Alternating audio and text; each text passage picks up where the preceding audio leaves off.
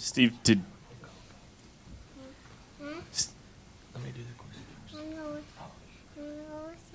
No, I'm staying right here. You stay right here. Go ahead. Steve, did you expect this type of output from Tyrese this early on? You know, we said this, you know, when I first watched him play in the summer in AAU, he has something about him. And I just think he's a good fit for this school. He's a good fit for this university. He reminds me a lot of the guys that I was fortunate to coach my first couple years here, just with the personality, with the character, with the charisma, just what he's about. You know, he can handle himself in any situation. And so he's been good, but like I talked to him in the locker room, it's game two. You know, you need to be the same Tyrese Halliburton you were a month ago. Just continue to work and learn. But he's got a chance to be a very good player. He just got to keep working. How much confidence do you have in Tyrese Halliburton? Because he played 40 minutes, had 0 turnovers, and how much confidence does he have in himself? Because he wasn't timid out there, obviously. So talk about confidence a little bit. Yeah, I mean, he won a state championship in high school. He's a winner. He's won his whole life. His dad, I think, gives him great confidence. I'm joking with that because his dad is the best. But his dad, you know, instills that in him, I think. Tyrese just has, you know, he just has that kind of it factor, and it's early, and he's going to have some good games and bad games, but his upside's tremendous. But I think it really starts with his character. His character is off the charts. What's Lindell's situation? Lindell, right now, you guys saw him, and I know everybody was calling me last night. I wasn't going to answer the phone last night. I was trying to get ready for a game, Travis. Yeah.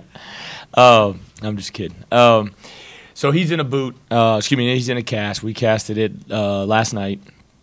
And, you know, it's unfortunate. We had an MRI just to see, hey, how bad was it? And the best prognosis was to put him in a cast. Hopefully he's just in a cast for a week. Take the cast off. We'll put him in a boot. And then after he goes in a boot for a week, we'll kind of reevaluate the situation. And so really I would say right now I don't have a time frame like Solomon, who he said 6 to 8 weeks. I think with his situation, and you can talk to Vic maybe more about the specifics of the injury, and there's only so much we really can say, but I think it's just a week-to-week thing. You know, obviously he has the cast on for a week, so there goes a week right there, so he won't play Monday night. But then he's going to go to a boot, and then we'll just reevaluate him and start the rehab and start an aggressive rehab. But to get him back the quickest, we needed to mobilize his foot right away. And he took it hard yesterday morning, but after that, after the initial shock of it, he's been great. You know, ever since he showed back up after he was casted. Did the MRI show a break? Or? You know, it's just what strained foot. There's just a strain in the foot, and so I mean, you can talk to the trainers and stuff for the more specifics. You know, but the best thing for us to do just to keep him off of it, because you know when he's had ankle injuries in the past, he'd like to get right back out and play and practice. It's just, hey, if we cast it, we know you're going to stay off it. We know you're going to rest it, and you know, and we just want to get him back as soon as possible. So he's really, you know, he's a true week-to-week, you know, guy. Steve, I can't really give any further outside of that first 2 weeks. A lot of diving for loose balls, good closeouts, forced turnovers. Is that the best recipe for success for you guys without Lindell? Yeah, there's no question. I was proud of their defensive effort. I was proud of their energy. I was proud of their toughness. You know, when you double the post, it's not going to be perfect. We gave up some points off that. But our ability to make the next play, our ability to scramble to the next play in disadvantaged situations, our ability to close out, our ability to switch ball screens or switch like screens, they showed a lot of character and a lot of resolve in that area, and so that was terrific. Now we got to grow from it because we still got to be a better rebounding team.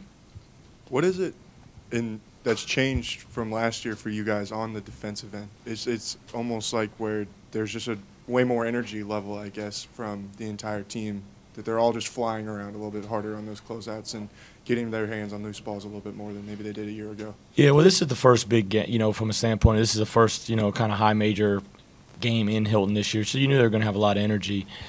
I mean, if you're going to be good defensively, you got to build habits. You got to build habits. It takes time. You know, guys that go through this program for 4 years, they should do 10,000 closeouts before they leave here. You know, that's kind of our running joke because you got to have great discipline. If you would have watched the Missouri game, we were joking about in the office, our closeouts were atrocious. But those guys, you know, had only worked on closeouts for, you know, a couple weeks, you know, or a couple months.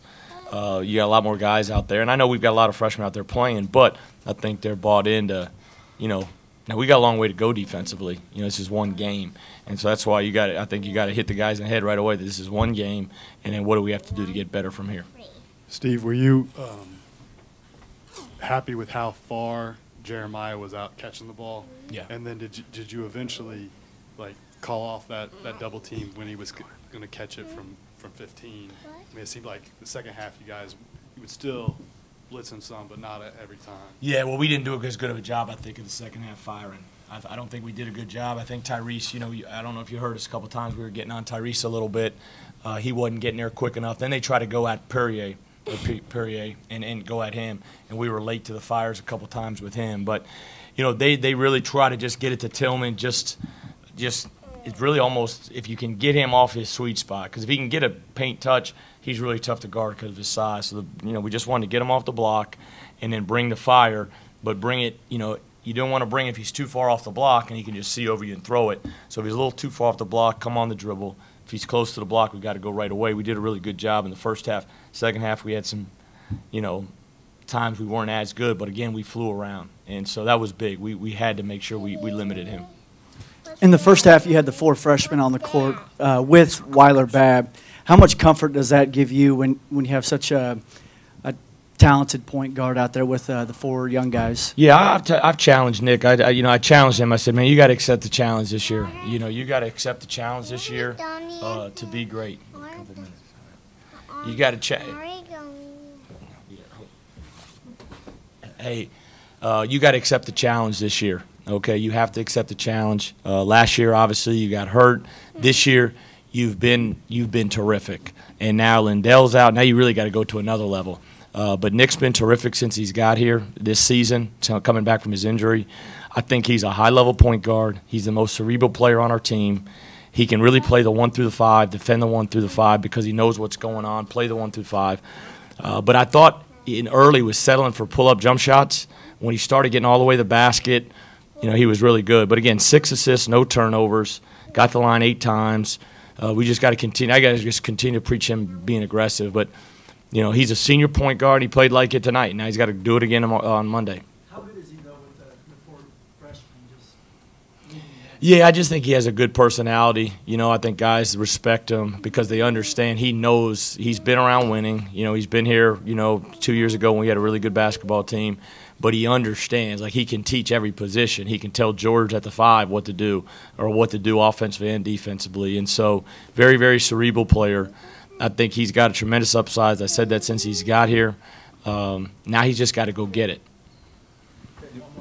When you're talking about Nick's role there, I mean, how important is it for those other 2 veteran guys to join him in that so he's not – Mario and you're talking about Mike. Yeah. I thought Mike was terrific tonight, man. I thought we were getting on him the other day after watching the tape against Alabama State, just the physicality in the post, and I thought he really met the challenge. And then offensively, I thought he really did some good things outside of just not making free throws. We got to get him making free throws. He can't go 2 for 7 from the line, but I think he's got confidence to shoot open shots on the perimeter. That helps us at the 5 spot, being able to make those 17-footers.